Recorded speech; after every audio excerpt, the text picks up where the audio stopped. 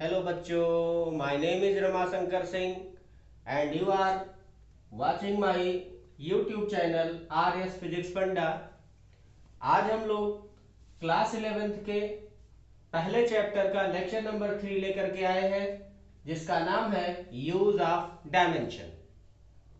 तो हमने कल अभी डिस्कस किया था कि डायमेंशन के 3 यूजेस हैं।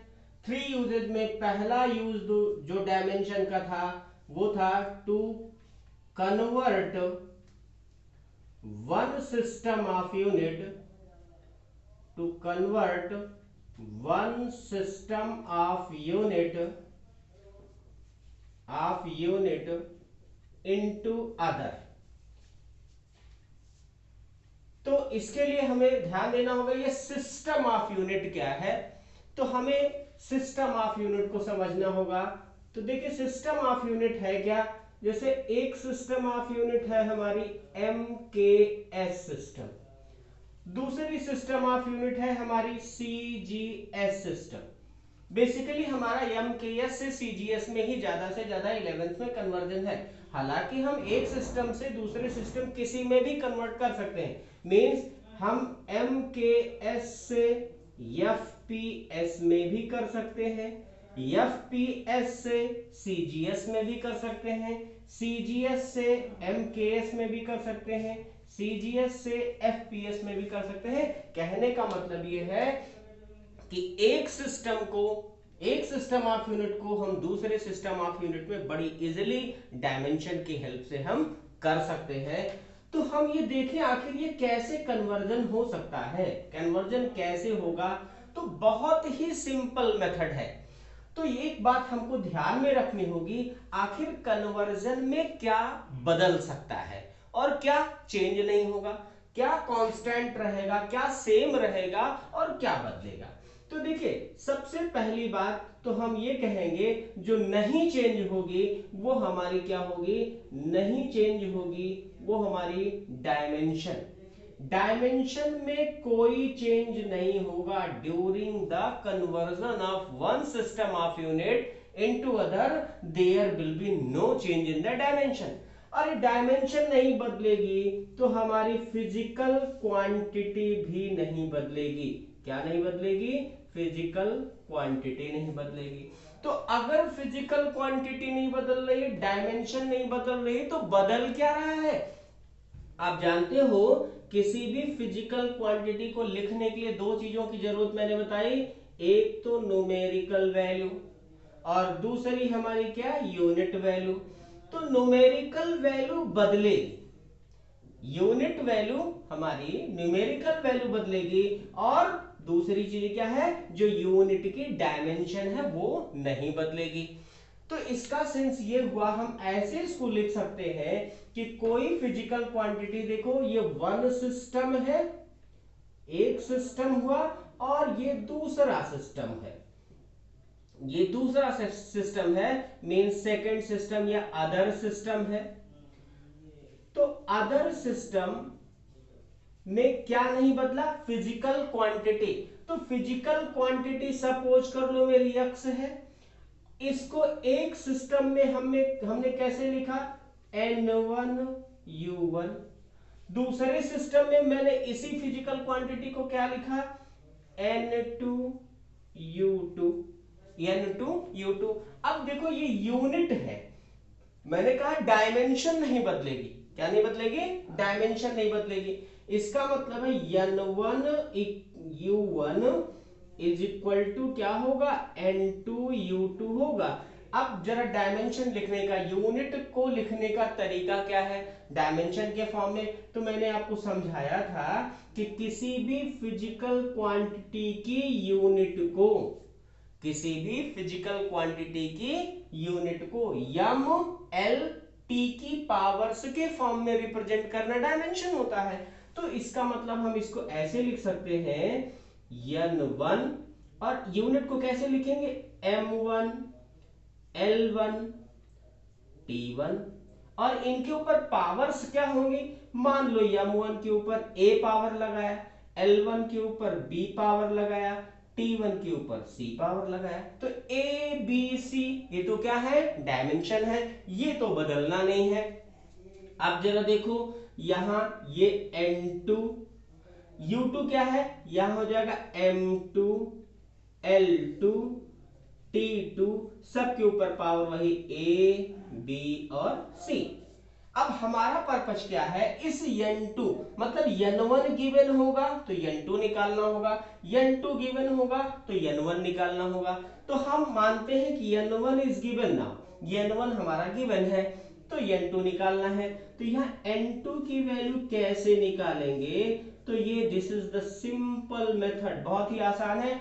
N2 इक्वल टू N1 और ये बाकी की सारी इधर लेके चलिए, न्यूमरेटर इस इधर आएगा तो डिनोमिनेटर में हो जाएगा। यहां देखिए M1 अपान M2 ऐसे लिखा जाए, इसकी पावर हो जाएगी A, क्या हो जाएगा दूसरा L1 अपान L2 लिखा गया, इसकी पावर हो गई B, और T1 अपान T2 लिखा गया, इसकी पावर हो गई C। तो this is the formula, this is the general formula.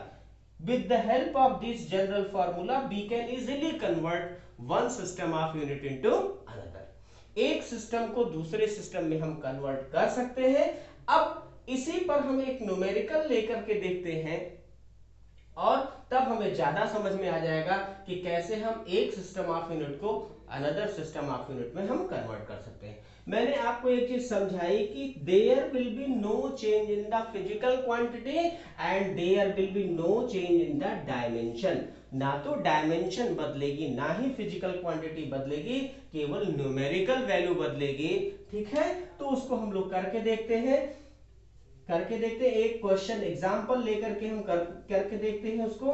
देखिए एक एग्जांपल क्या है, तो हमारा एग्जांपल क्या है, जैसे कन्वर्ट, क्वेश्चन क्या है, एग्जांपल क्या है, तो क्वेश्चन हमारे पास आ गया कन्वर्ट 1 न्यूटन इनटू डाइन। अब देखिए ये हमारा क्वेश्चन है और इसको डायमेंशन की हेल्प से हमें कन्वर्ट करके दिखाना है। तो पहली बात तो हमको ये समझना होगा कि आखिर क्या क्या चीजें हमें पता होनी चाहिए। तो पहली चीज हमें पता होनी चाहिए कि नेम द फिजिकल क्वांटिटी, उस फिजिकल क्वांटिटी का नाम क्या है। तो हमने कहा चलो भाई ये न्यूटन मेरे दिमाग में है, न्यूटन से फिजिकल क्वांटिटी का नाम मुझे आ जाएगा, तो फिजिकल क्वांटिटी का नाम आ गया, वो हो गया फोर्स। तो पहला काम मेरा क्या होगा कि पहचानो किस क्वांटिटी को, ये क्वांटिटी है कौन सी। तो मैंने पहचान लिया भाई ये न्यूटन है, न्यूटन है, वो हमारी उसका नाम है फोर्स। अब दूसरी चीजें क्या करनी है, in which system the unit is given, in which system, in which system unit is given. अब किस सिस्टम में यूनिट दी गई है, तो किस सिस्टम में यूनिट दी गई है, तो न्यूटन को हम लोग एमकेएस सिस्टम, हालांकि है वो एसआई सिस्टम, लेकिन हम इसको यहाँ एमकेएस सिस्टम लिखेंगे। तो ये given, it is given in MKS system. और तीसरी चीजें क्या जाननी है, तीसरी चीजें हमको जाननी है कि in which system of unit we have to convert it, हमें उसको किस सिस्टम ऑफ यूनिट में कन्वर्ट करना है। तो in which system of unit which is to be convert, जिसमें क्या करना है, which is to be convert, हमें किस सिस्टम ऑफ यूनिट में उसको कन्वर्ट करना है। तो डाइन, डाइन ये याद रखना होगा। ये सब चीजें कुछ बहुत ही लिमिटेड हैं, वो लिमिटेड है, हमको याद हो जाएगा। किसमें है, ये है सीजीएस, सेंटीग्राम सेकेंड सिस्टम में। एमकेएस का मतलब मीटर किलोग्राम सेकेंड सिस्टम, और ये क्या है, सीजीएस सिस्टम में। चलिए हमको ये पता हो गया। अब चौथी चीज है, देखिए स्टेप वाइज हर चीजों को याद रखना होगा। पहली चीज क्या है कि हम क्वांटिटी को पहचाने, मतलब आइडेंटिफाई द क्वांटिटी। दूसरी चीज है किस सिस्टम में गिवन है, और तीसरी चीज किस सिस्टम में मुझे कन्वर्ट करना है। चौथी चीजें हमको लिखना है dimension, dimension of the physical quantity, dimension of physical quantity. तो डायमेंशनल फार्मूला फिजिकल क्वांटिटी। तो फिजिकल क्वांटिटी का डायमेंशनल फार्मूला हम लिख रहे हैं, तो फोर्स का डायमेंशनल फार्मूला हमको लर्न होगा MLT-2।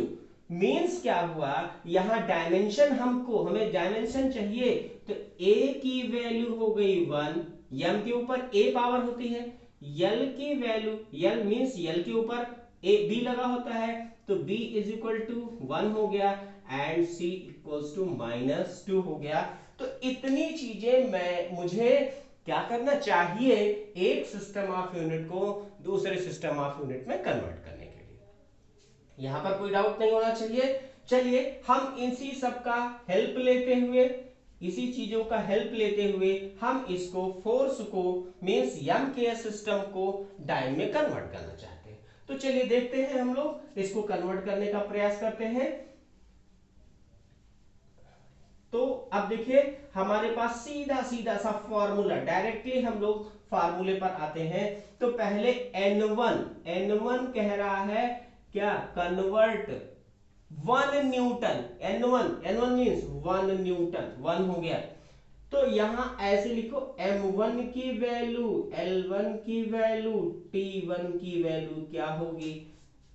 तो ये जो भी जब भी यूनिट निकाली जाती है वो सभी 1 के लिए निकाला जाता है। कि एम के एस में तो ये क्या हो गया 1 kg 1 मीटर के लिए और 1 सेकंड के लिए। अगर मान लो 1 नहीं तो वो क्वेश्चन में गिवन होगा कि इतने उसके फॉर्म में कन्वर्ट करो, वो चीजें किस क्वेश्चन में गिवन होगी भी, एक आध क्वेश्चन वैसे भी करवाएंगे।